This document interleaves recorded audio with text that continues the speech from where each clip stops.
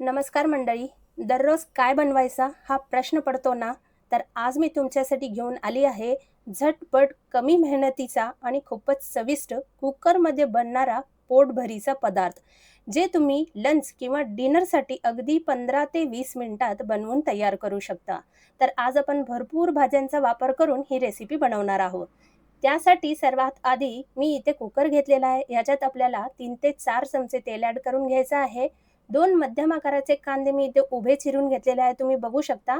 याला आपल्याला छान असं 1 मिनिटभर भाजून घ्यायचं आहे. तर मंडळी, गरमीच्या दिवसात पूर्ण स्वयंपाक करायला कंटाळा येतो, तर हा पोटभरीचा पदार्थ पटकन बनवून तयार होणारा आहे. तुम्ही दुपारच्या जेवणात किंवा संध्याकाळच्या जेवणात सुद्धा ही रेसिपी पटकन बनवून तयार करू शकता. कांदा थोडासा मऊ झाला, की लवंग, काळी मिरी, दालचिनी आणि त्याचबरोबर एक तेजपत्ता आपण ह्याच्यात ॲड करून घेतलेला आहे. ह्याला सुद्धा आपल्याला एक अर्धा मिनिट छान असं भाजून घ्यायचं आहे. आता इथे मी एक मध्यम आकाराचा बटाटा घेतला आहे आणि बरोबर कॅरेट घेतलेला आहे, म्हणजेच गाजर घेतलेला आहे. हे आपल्याला असं बारीक असं चिरून घ्यायचं आहे, ह्याच्यात ॲड करून घ्यायचं आहे आणि त्यानंतर 1 मिनिटभर भाजून झालं, की याच्यात 2 हिरव्या मिरच्या आणि पाव कप इतकं वाटाणे ह्याच्यात ॲड करून घ्यायचं आहे आणि हे सुद्धा आपल्याला 1 मिनिटभर छान असं भाजून घ्यायचं आहे.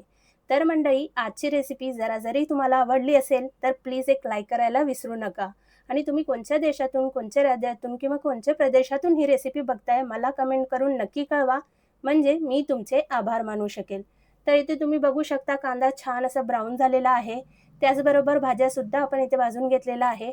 अर्धा कप मी इथे कोबी घेतलेले आहे. त्याचबरोबर एक मोठा चमचा आलं लसणाची पेस्ट ह्याच्यात मी ॲड करून घेतलेली आहे.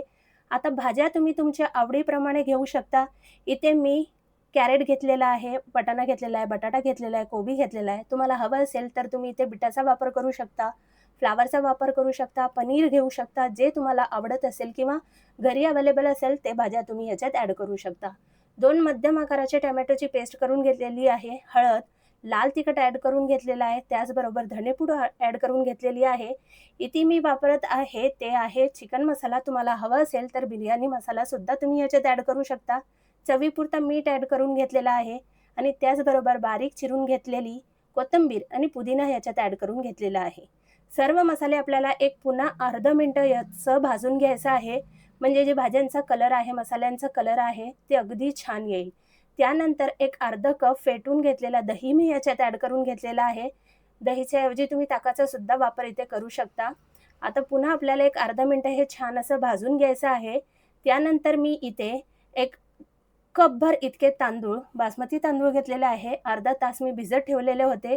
हो मंडळी, आज आपण मस्त पोटभरीचा मसाले भात तुम्ही म्हणू शकता किंवा व्हेज पुलाव म्हणू शकता किंवा व्हेज बिर्याणीसुद्धा म्हणू शकता.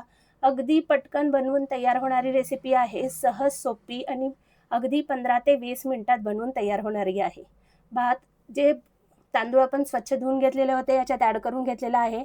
जितके आपण तांदूळ घेतले तितकेच आपल्याला ह्याच्यात पाणी ॲड करून घ्यायचं आहे. गरम पाण्याचा वापर करायचा आहे. छान आपल्याला हे मिक्स करून घ्यायचं आहे. तुम्ही बघू शकता. एकदा उकळी आली की पुन्हा आपल्याला हे थोडंसं असं मिक्स करून घ्यायचं आहे आणि झाकण लावून कुकरच्या फक्त 2 शिट्ट्या काढायच्या आहे. तर आजची रेसिपी खूप सोपी आहे मंडळी आणि पटकन बनवून तयार होणारी आहे. आणि ही रेसिपी बनवायला गॅसचा सुद्धा खूप कमी वापर होतो. अगदी पटकन बनवून तयार होते. तर इथे कुकरचं मी झाकण लावून घेतलेलं आहे. अगदी फक्त 2 शिट्ट्या आपल्याला ह्याच्या काढायच्या आहे. तुम्ही बघू शकता. 1 शिट्टी झालेली आहे, कारण आपण भाताला छान अशी उकळी करून घेतली होती, म्हणून शिट्ट्यासुद्धा पटकन होतात. 2 शिट्ट्या झाले की आपल्या गॅसची फ्लेम बंद करायची आहे आणि छान असं आपल्याला हे थंड करून घ्यायचं आहे.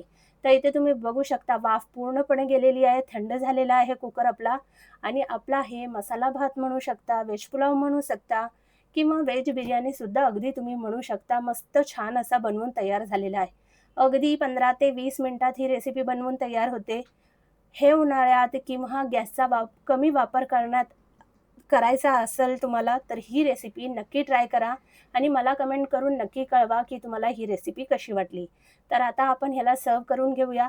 सर्व्ह करताना तुम्ही इथे कोशिंबीरचा वापर करू शकता किंवा ताकाचा वापर करू शकता किंवा जे मठ्ठा असतो त्याचासुद्धा वापर करू शकता. अगदी लोणचा पापड बरोबर सुद्धा सर्व्ह करू शकता. खूप छान रेसिपी आहे मंडळी. एकदा नक्की ट्राय करा आणि कमेंट करून नक्की कळवा की तुम्हाला ही रेसिपी कशी वाटली. तर चला पुन्हा भेटूया. असे छान छान रेसिपी मी तुमच्यासाठी घेऊन येत राहणार आहे.